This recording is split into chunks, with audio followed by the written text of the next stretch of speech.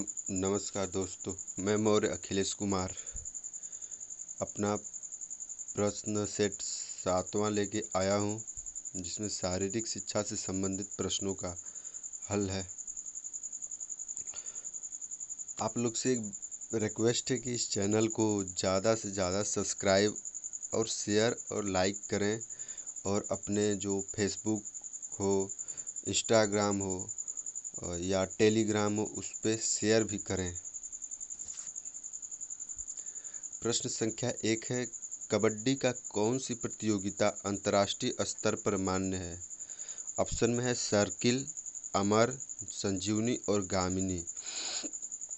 इसमें मुख्य रूप से देखा जाए तो जो कबड्डी होता है 3 तरह का ही माना जाता है, अमर, संजीवनी और गामिनी। तो जो गामिनी कबड्डी होती है, संजीवनी जो हमारी कबड्डी की प्रकार है उसमें 7 प्लेयर होते हैं। ठीक वैसे ही गामिनी कबड्डी के में भी 7 प्लेयर होते हैं, लेकिन उसमें नियम ये है कि अगर टीम एक ए है, अगर उसका एक प्लेयर टच हो जाता है और आउट हो जाता है, उसके बाद वो फील्ड में दोबारा तभी आता है जब उसके टीम की सभी प्लेयर आउट हो जाते हैं, मतलब बाहर निकलते हैं, तब फिर एक साथ वो सातों प्लेयर कोर्ट में खेलने के लिए आते हैं। और इसमें कोई समय सीमा निश्चित नहीं रहती है। इसमें जब एक टीम पूरी टीम आउट होती है तो आउट जो टीम होती है उसके विपक्षी टीम को 1 पॉइंट मिलता है, और ये पॉइंट 5 या 7 जब हो जाता है तो उस टीम को विनर घोषित कर दिया जाता है। और जो अमर कबड्डी है, अमर कबड्डी ठीक गामिनी कबड्डी की ही तरह होती है। इसमें भी 7 प्लेयर होते हैं, कोई समय सीमा नहीं होती है, लेकिन अगर जो प्लेयर टच हो जाता है, रेडर के द्वारा जो कैचर या डिफेंडर टच होता है, वो कोर्ट से या ग्राउंड से बाहर न जाके वो भी खेलते ही रहता है कंटिन्यू, लेकिन विपक्षी टीम को 1 पॉइंट दे दिया जाता है। वो कबड्डी का प्रकार अमर होता है। और जो अगर हम अंतर्राष्ट्रीय स्तर पर क्रिकेट कबड्डी की बात करें तो वो संजीवनी कबड्डी खेली जाती है। ठीक, इसमें भी 7 प्लेयर होते हैं और प्रत्येक मैच 40 मिनट का होता है। इसमें 20-20 मिनट के 2 हाफ होते हैं, और 5 मिनट का इसमें ब्रेक होता है। ठीक, और इसमें होता है कि अगर प्लेयर टच हो जाता है तो उसको सीधे ग्राउंड से बाहर बैठाया जाता है, और जब विपक्षी टीम का एक प्लेयर टच होकर बाहर जाता है तो इस पक्ष का वो प्लेयर फिर ग्राउंड में खेलने के लिए चला जाता है। ठीक, थोड़ा सा कबड्डी के बारे में जान लेते हैं। जैसे इसका जन्मदाता भारत देश होता है, और इसकी भारत में पहली जो प्रतियोगिता थी वो 1918 में सतारा महाराष्ट्र में हुआ था। और जो भारत में इसका फेडरेशन है वो है भारतीय कबड्डी संघ, कबड्डी फेडरेशन ऑफ इंडिया, जिसकी स्थापना 1950 में की गई थी। लेकिन ये खेल अभी तक ओलंपिक में शामिल नहीं किया गया, और सिर्फ एशियाई खेलों में ही खेला जाता है। तो इस प्रश्न का सही उत्तर है संजीवनी, ऑप्शन सी।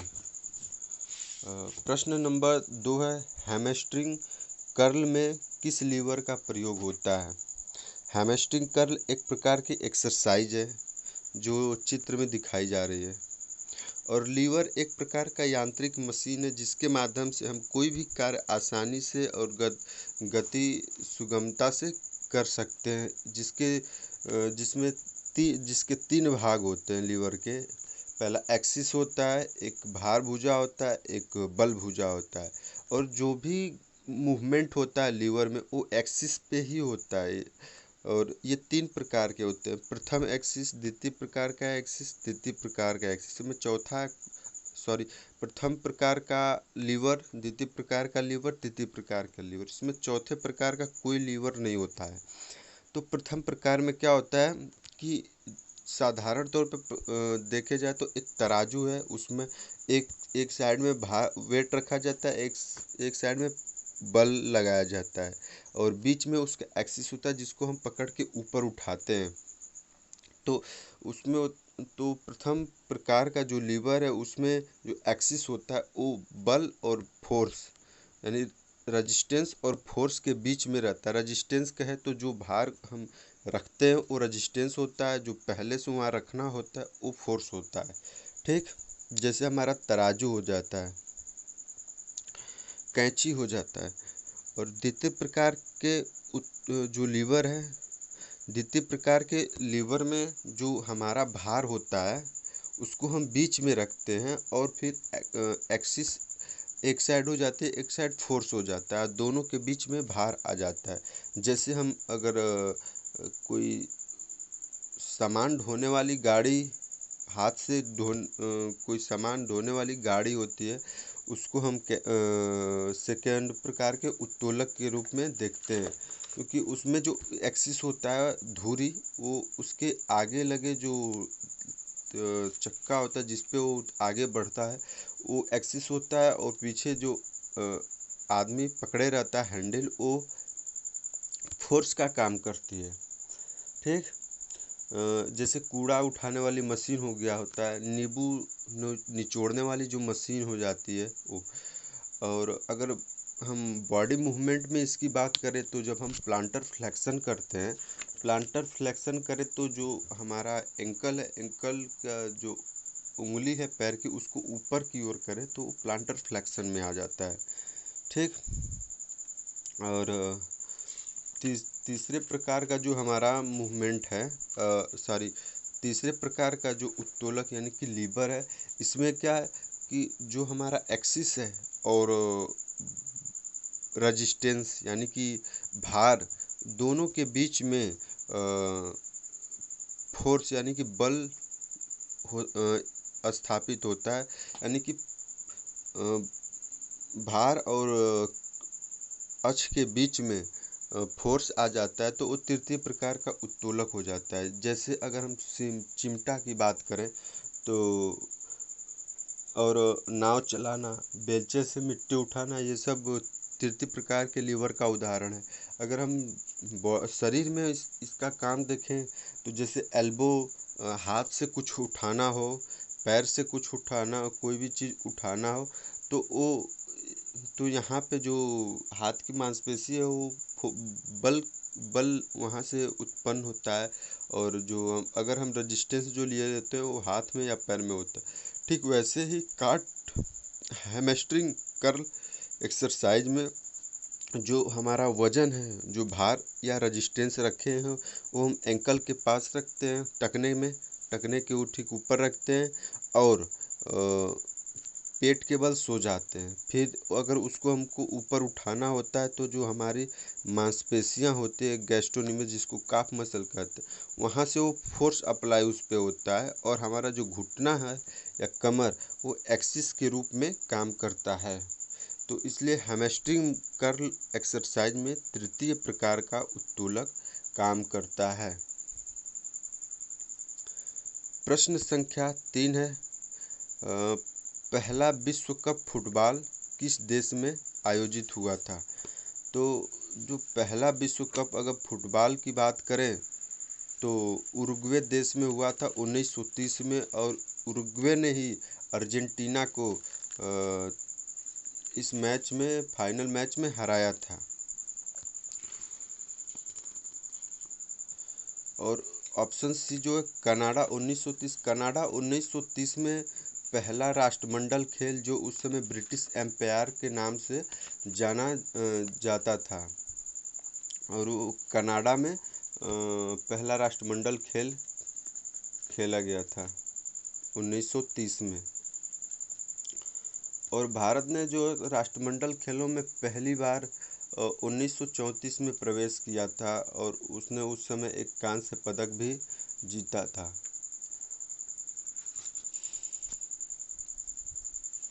और प्रश्न संख्या 4 पे आते हैं, कुश्ती में विरोधी को ऊपर उठाना उदाहरण है। यानी कि जब एक कुश्ती यानी कि रेसलिंग होती है, तो उस स्थिति में अगर एक पहलवान जो होता है, रेसलर होता है, वो विरोधी रेसलर को अगर ऊपर उठाता है तो वो किस नियम का पालन करता है। ठीक, तो ऑप्शन में है जड़ता का नियम, त्वरण का नियम, क्रिया प्रतिक्रिया का नियम और बल का नियम। अगर हम बल का प्रयोग की बात करें, तो बल एक प्रकार का फोर्स है, एक शक्ति है जिसके माध्यम से जो रेजिस्टेंस होता है, प्रतिरोध होता है, उसको हटाने की क्षमता है। बल का प्रयोग न कि प्रतिरोध पैदा करने के लिए, बल्कि उस प्रतिरोध को हटाने के लिए किया जाता है, और जो क्षमता होती है हटाने की, उसी को हम बल कहते हैं। त्वरण का नियम, इसको हम एक्सेलरेशन का नियम, संवेग का नियम, बल का नियम भी कहते हैं। इसमें क्या होता है कि त्वरण का नियम कहता है कि जब कोई जितनी एक्सेलरेट तभी करेगी जब उसका वजन कम हो, भार कम हो, तो वो त्वरण का नियम कहलाता है। यानी कि किसी भी ऑब्जेक्ट में उत्पन्न बल उस ऑब्जेक्ट के मास और उसमें उत्पन्न त्वरण के गुणनफल के बराबर होता है। और जब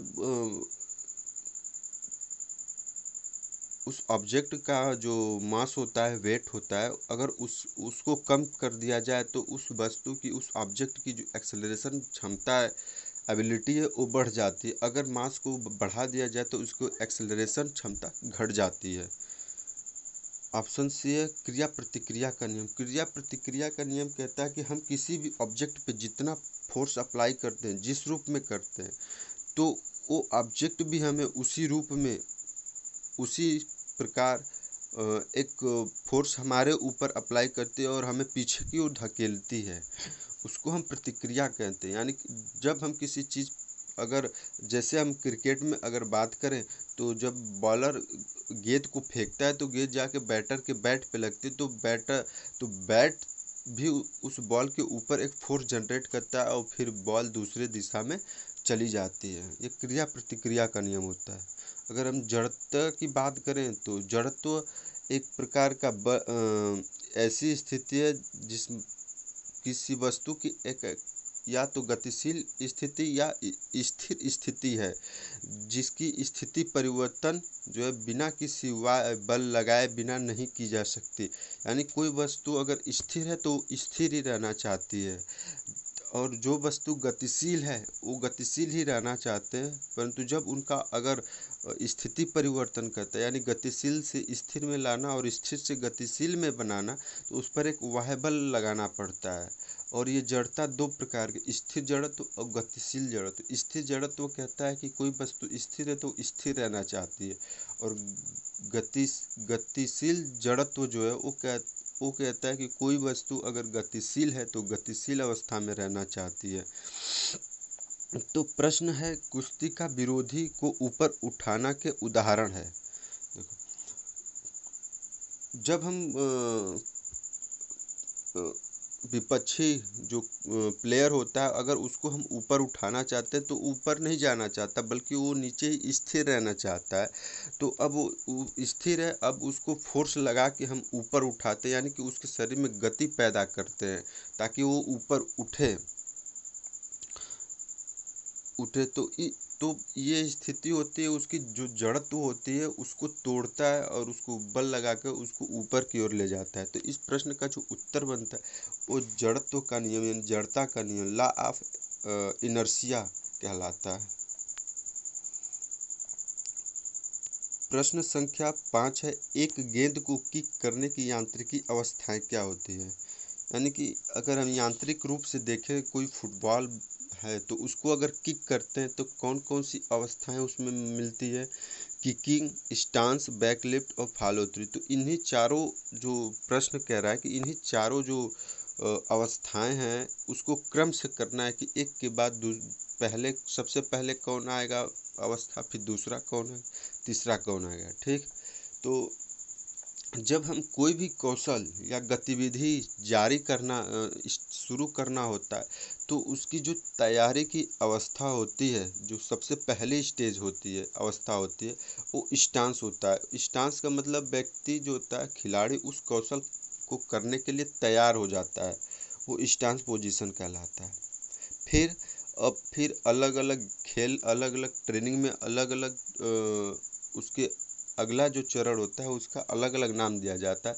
तब हम इसमें फुटबॉल के बारे में बात करता है प्रश्न में। तो स्टांस के बाद जब हमको गेंद को किक करना होता है तो स्टांस जो स्टेज है उसके बाद हम आने के बाद हम अपना जो एक पैर होता है फुटबॉल के बगल में रखते हैं और दूसरा पैर पीछे की ओर अपने खींच के लेके जाते हैं और अपने बॉडी को जो होती है उसके सेंट्रल ऑफ ग्रेविटी उसको संतुलित करने के लिए आगे की ओर झुकाते हैं। तो जब हम पैर को पीछे ले जाते हैं तो इसी को हम बैक लिफ्ट कहते हैं, यानी कि पैर को पीछे की ओर उठा लेते हैं।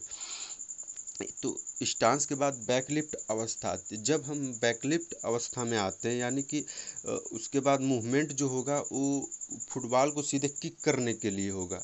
तो इस अवस्था में बॉडी को सीधा थोड़ा सा पीछे लाते हुए पैर से जो पैर बैकलिफ्ट किए थे उससे बॉल पर किक करते हैं, यानी कि बॉल को मारते हैं उस पैर को। तो वो अवस्था बैकलिफ्ट के बाद किकिंग आती है। और फिर जब किसी भी कौशल में जब वो टेक्निक पूरी हो जाती है तो उसके बाद खिलाड़ी थोड़ा सा अपने को विश्राम अवस्था में, संतुलित अवस्था में आ जाता है, अस्थायी अवस्था में आ जाता है।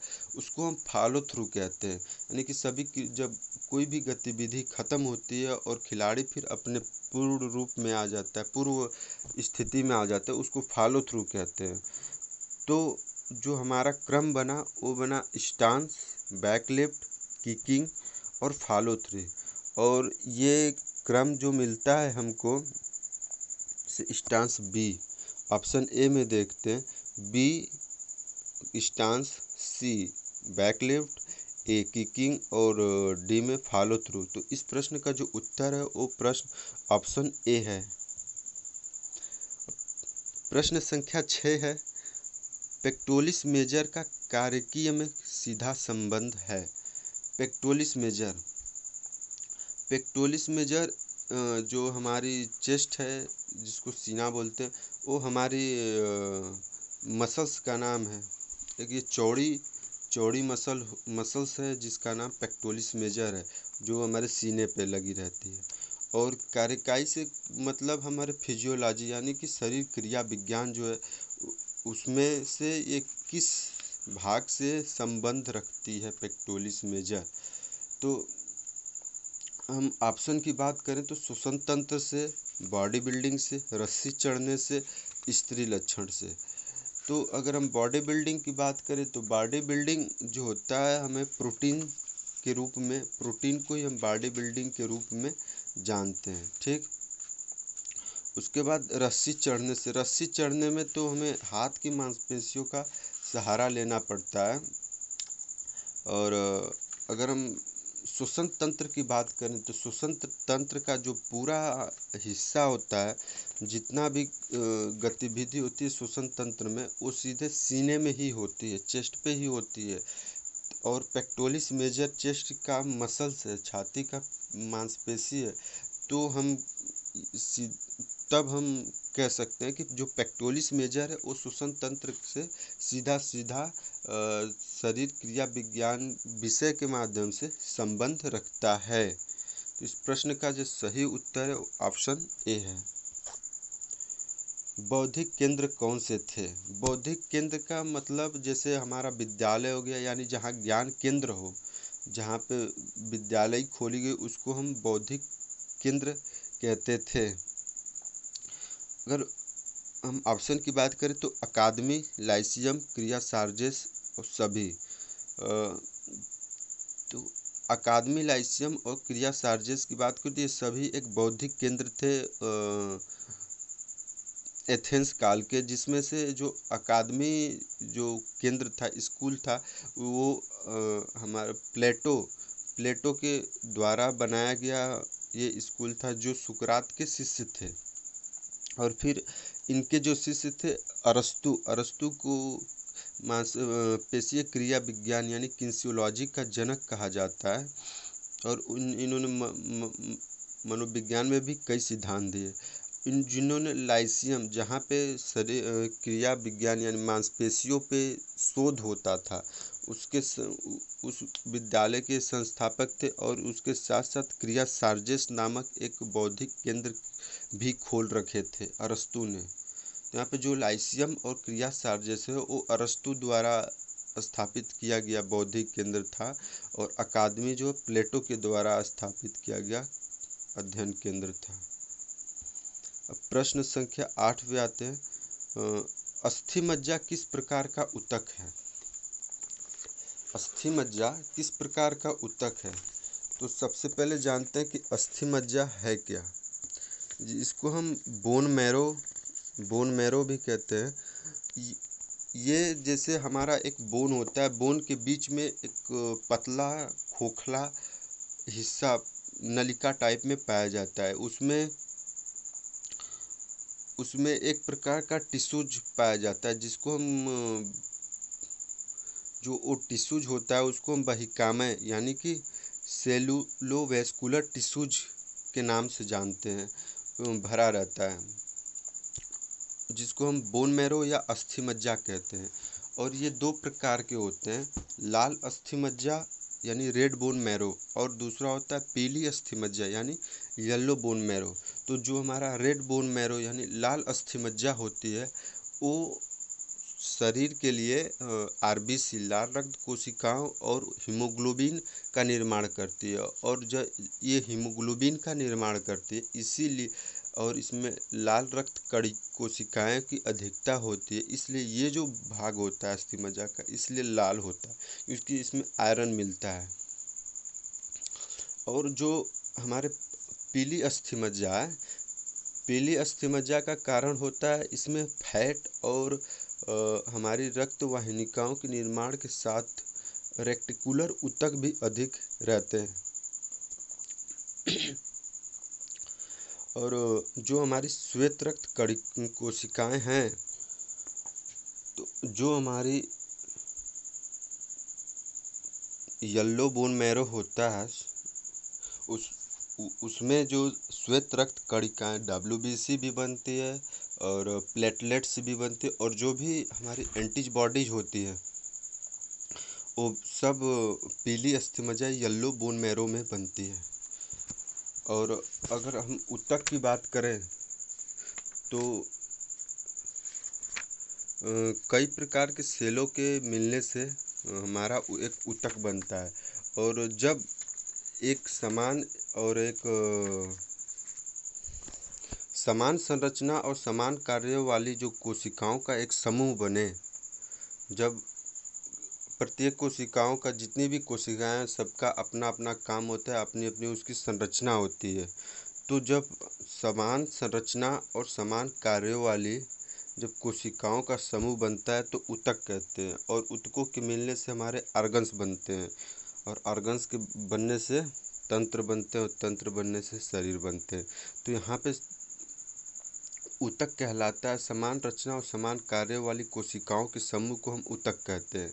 और ऊतकों का निर्माण जब होता है तो कोशिकाएं एक दूसरे से जुड़ती हैं, और जब जुड़ती हैं तो उनके बीच एक लिक्विड पदार्थ जो होता है उन सबको जोड़े रखता है, जिसको हम इंट्रासेलुलर सब्सटेंस कहते हैं। यानी जब कोशिकाएं एक दूसरे से आपस में जुड़ती हैं तो उनको जोड़ने का काम जो होता है अंतरा कोशिकीय यानी कि इंटर सेलुलर सब्सटेंस जो होता है के द्वारा एक दूसरे से संबंध रखती हैं।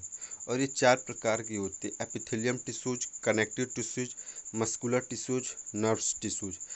अगर हम एपिथेलियम टिश्यूज की बात करें तो शरीर की सतह की बात करें तो जैसे त्वचा हो गई, या खोखले अंग हमारे जैसे अग्नाशय, आमाशय हो गया, हमारे रक्त वाहिनियाँ हो गई, गर्भाशय हो जाता है, और इंटेस्टाइन जो है उनके भीतरी जो भाग होते हैं, भीतरी भाग के जो ऊपरी परत है वहाँ सब ये पाई जाती है। यानी कि ये जो ऊपरी सतह पर पाए जाने वाले जो ऊतक हैं उसको हम एपिथेलियम टिश्यूज कहते हैं। और अगर तंत्रिका ऊतक की बात करें तो जो तंत्रिका ऊतक होता है वो तंत्रिका कोशिकाओं के मिलने से बनता है। जब तंत्रिका कोशिकाएं जो होती आपस में मिलती हैं तो वहाँ तंत्रिका ऊतक मिलते हैं, जहाँ से संवेदनाओं का आदान प्रदान होता रहता है।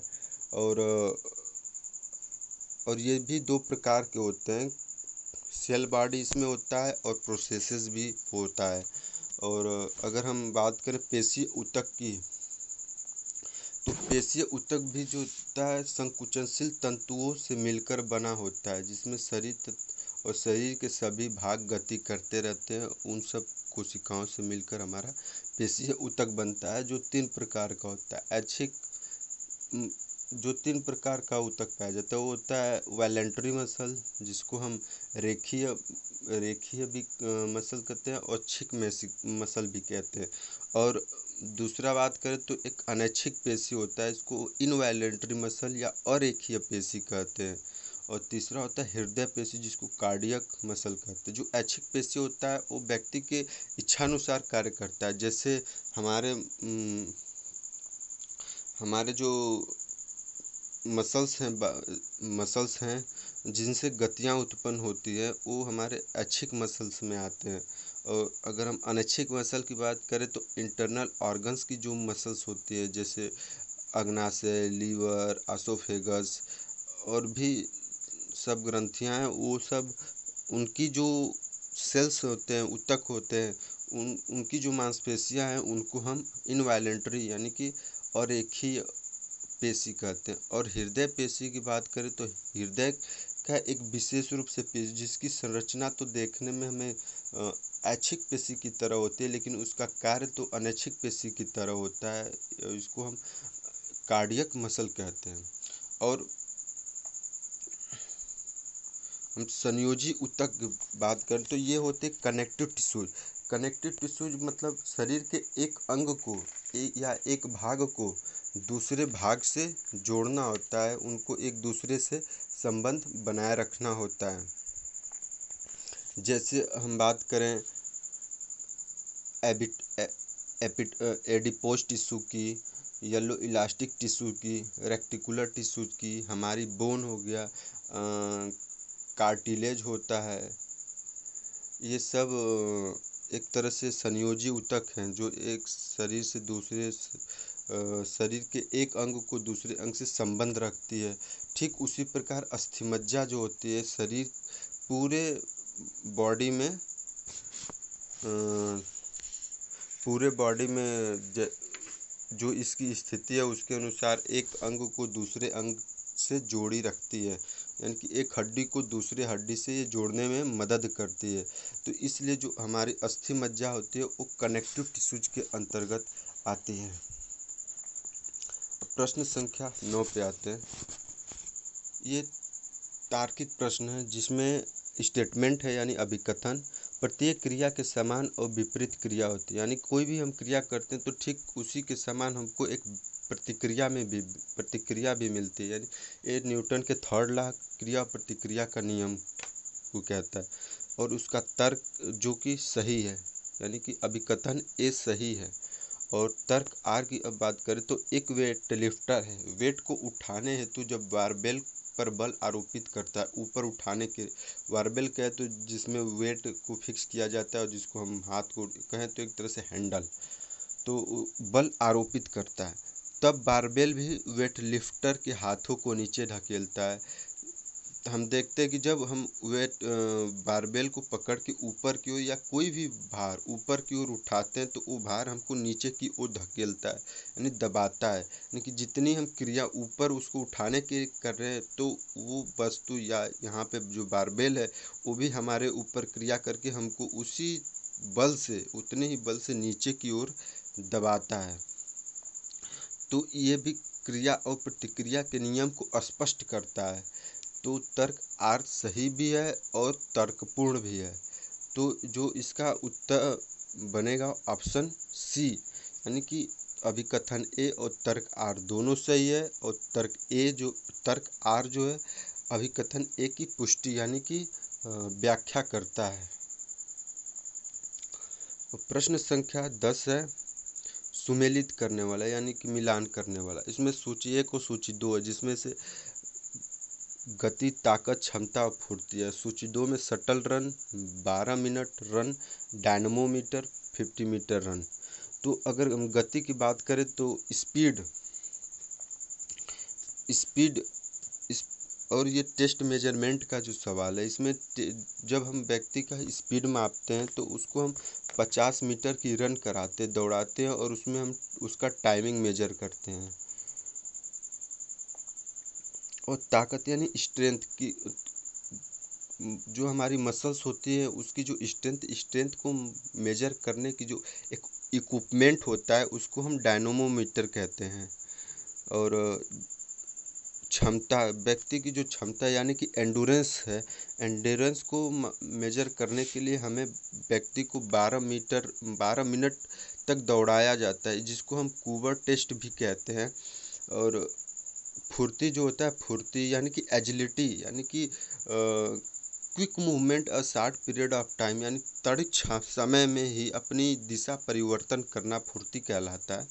और ये फुर्ती का मेजर हम शटल रन के द्वारा मेजर करते हैं। तो जो हमारा गति ए है वो मेजर करता है 50 मीटर रन, यानी कि ए में तीसरा 50 मीटर रन चौथा सूची 2 के चौथे ऑप्शन से मिलता है। और ताकत जो होता है यानी कि बी मिलता है